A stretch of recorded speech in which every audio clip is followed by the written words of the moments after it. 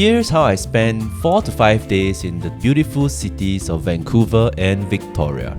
This was part of a big trip that me and my friends planned together, and honestly, it kind of surpassed a lot of my expectations, and I was actually quite shocked at how beautiful the entirety of Vancouver and Victoria really was. Both cities had their own charms, both cities were unique in their own right. Vancouver was slightly more modern, a bit more vibrant, while Victoria was slightly more classic, a bit more old world with that charm. But both were amazing and both were great, and I hope to be able to share that with you guys in this video. I just kind of compiled together the things that we saw, what we did, where we went, and I hope that it helps you if you're planning a trip to both Victoria or Vancouver. And if you're planning to go also to Banff, for example, do stay tuned for the next video where I'll kind of like specialize and cover only on Banff. And before we proceed, do leave a like, comment and subscribe to the channel to kind of support the channel. And also comment down below, especially if you have any questions or things that you want to ask about my itinerary or our plans or where we ate. I'll be sure to look at the comments down below and respond as best as I can. And so without further ado, let's start with Vancouver. So to briefly introduce Vancouver, it is basically a bustling kind of seaport city, and it's one of the densest cities in Canada. It's also a very popular filming location. It's surrounded by mountains, it has thriving art, music scenes, and it's known for a lot of things. And so a trip to Vancouver is not just a trip to the city itself, where you go have food, shopping or enjoy the nightlife and the scenes, but also the nature and the mountains surrounding it. So one of the first things we did when we reached Vancouver was to head straight to Granville Island Public Market.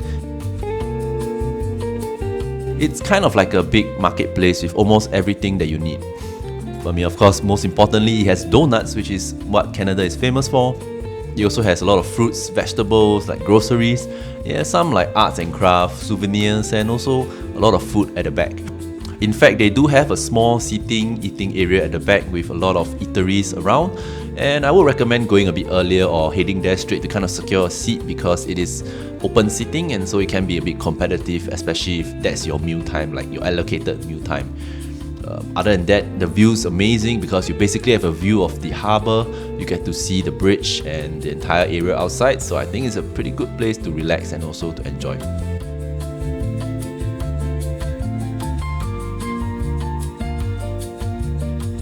Next, we headed down to the Queen Elizabeth Park with the Bloedel Conservatory. Now, the Queen Elizabeth Park is actually quite a big park, but we went straight towards the summit where Bloedel Conservatory was. It's kind of like a small greenhouse with a lot of different birds inside, and honestly, I was more impressed by the staff there who were so enthusiastic and so helpful with sharing knowledge about the birds that they care for there. And it was quite unique because some of these birds are really rare and you don't really get to see them in other places.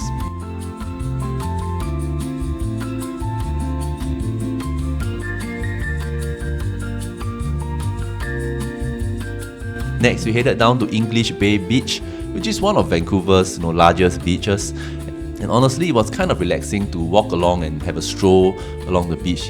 There's basically a long path for you to walk along, to take in the sights, take in the coastal views, and as you can see, Canada, Vancouver is really beautiful, and we were really lucky that the skies were clear. It was absolutely beautifully blue.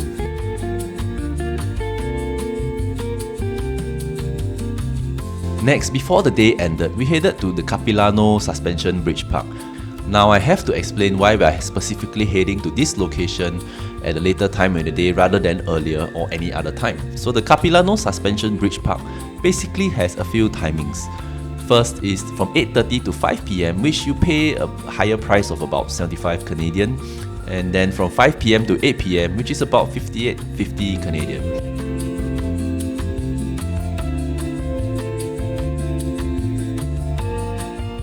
We chose the later part not really because of the budget. I mean, it helps if you're on a budget, but also because we wanted to see the night lights. Because we were kind of hoping to be able to experience the Capilano Suspension Bridge Park both in the day, with sunlight and possibly sunset, as well as after sunset when it's a bit darker and they on like fairy lights and the night lights, which would then be absolutely beautiful.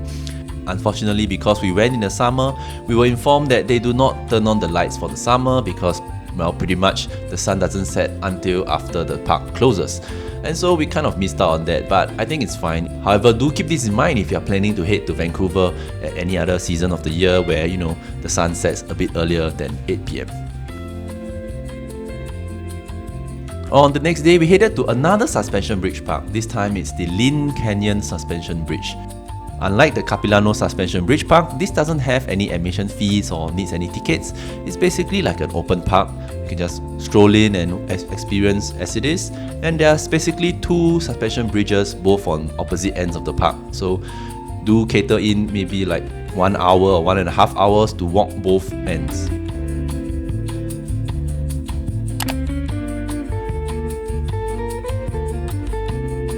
One of the major differences between this and the Capilano Suspension Bridge Park is that this is a bit more on the ground, like streams or like, you know, mini pools, while the Capilano Suspension Bridge Park is more of, you know, treetop walks in my opinion.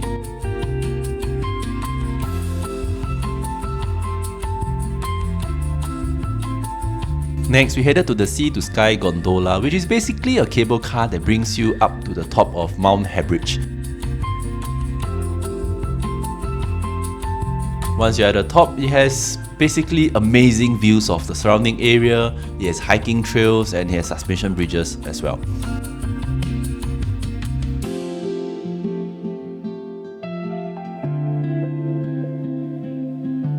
The alpine hiking trails are also pretty legit.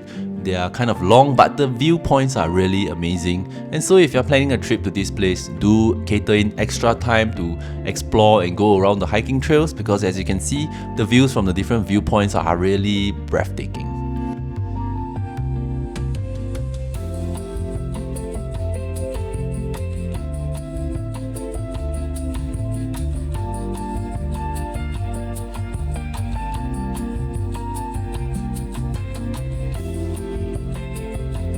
Next, we headed to the Prospect Point Lookout, which is a lookout point that you can hike from the entrance of Stanley Park.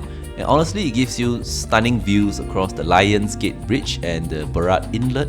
And the bridge itself and, you know, the entire river and lake is just absolutely amazing, and it's perfectly framed against the backdrop of the North Shore Mountains.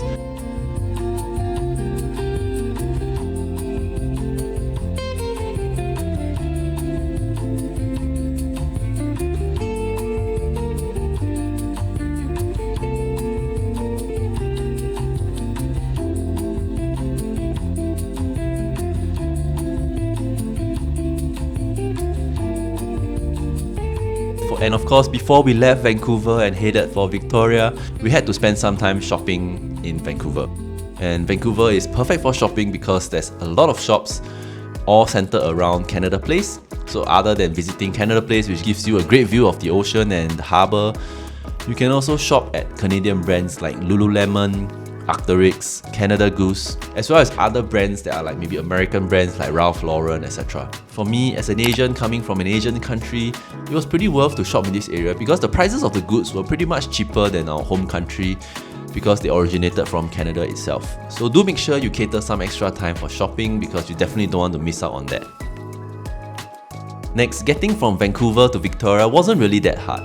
We were actually driving and we actually boarded the ferry with our vehicle at the Horseshoe Bay Ferry Terminal. Of course, you have to book your ticket in advance and you have to queue up along with, you know, all the other vehicles, but the ferry ride itself was pretty nice, it was pretty fast and also pretty comfortable with lots of food inside. So if you are hungry or you're kind of short on time, you can consider buying your lunch or breakfast here instead.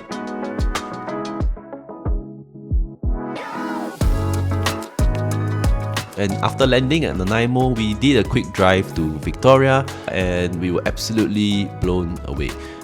Victoria is the capital of the British Columbia and it's known for, you know, its British colonial past with a lot of Victorian style architecture with castles, you know, and Butchart Gardens and stuff. And so honestly, it was pretty worth a visit there because I really love this old school Victorian style architecture. And the great thing is that Victoria's city centre is actually centered around kind of like a harbour, and so if you're hanging around the city looking for food, walking around, it gives you a great view of both land, sea and ocean. And for our first stop, we headed to the Fisherman's Wharf Park, which was a collection of floating houses on the water, and it also has like a small marketplace with loads of foods and tours available for people, including water taxis as well. And what's cool about this is some of these houses here are actually available to be rented or as Airbnbs. Unfortunately, we didn't know about that, nor did we book it. But if you're interested in these sort of unique experiences, definitely recommend you to check out this location and see if you're able to book an Airbnb here and, maybe enjoy a night stay here or two. As for dinner, we headed to the Redfish Bluefish, which is kind of like a local hotspot for seafood basically. And it's like a small restaurant that's along the entire pier or harbour. There's no fixed seating. People just stand around and eat their seafood and go. But do be warned though, there's a lot of seagulls and like crows flying around, and so we were basically like observing some of these birds trying to steal food, and we had to protect our food as well. The next day we headed to the Kinsol Trestle, which is one of the tallest freestanding and honestly most spectacular timber rail trestle structures in the world. Of course, to get there you have to hike. I do see people cycling as well, so maybe that's an option if you are interested in that.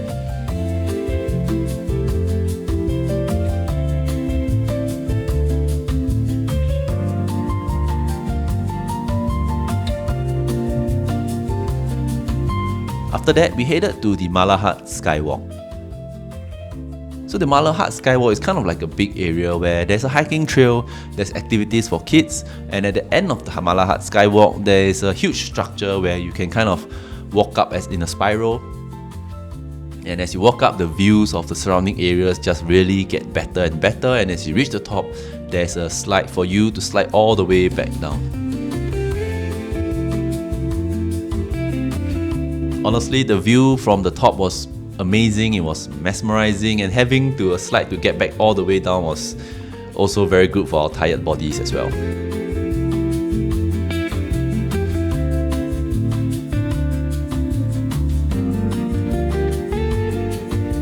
After that, we headed down to the Hatley Castle. Now, the Hatley Castle may actually look familiar to you because it is the filming location for the X-Men films and some other series like Smallville. And so if you are fans of these shows, you definitely must check out this place. It's actually located within a university compound, so you do have to sign up for the free guided tours by the university to be able to enter the building, because they are kind of using it now as an administrative building for the university. Next, part of the charm of Victoria is honestly its beautiful streets and the beautiful night lights as well. And as you can see, the buildings and the architecture is really unique, and the night lights as well are not disappointing at all.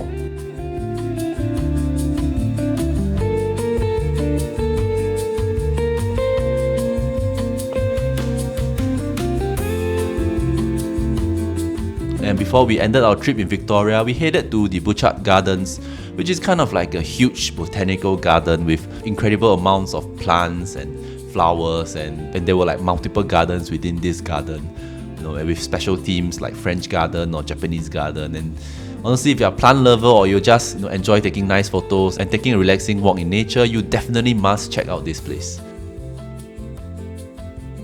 We also made a quick stop at the Legislative Assembly of British Columbia, which is kind of like their government building, and if you go at the right time of the year, you are able to sit in when their parliament is having a sitting and hear the members of their parliament speak.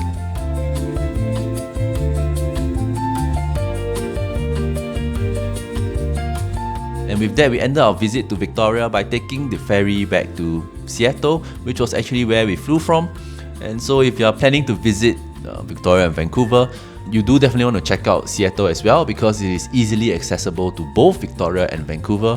For Victoria, it's by boat, and for Vancouver, it's actually by the Amtrak train. And before I end the video, I'd like to share a bit more about my experience going to these two places. So first is for accommodations. I think you can kind of go both ways with hotels or Airbnbs. We did stay in both. For Vancouver and for Victoria, we stayed in a hotel.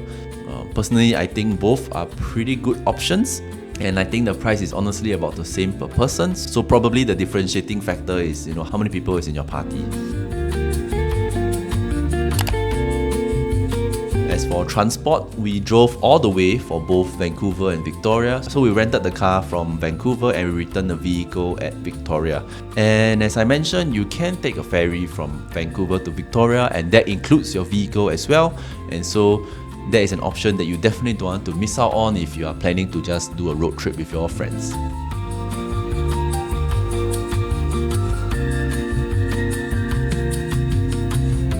As for food options, honestly, both Victoria and Vancouver had amazing seafood, and they also had amazing other food as well.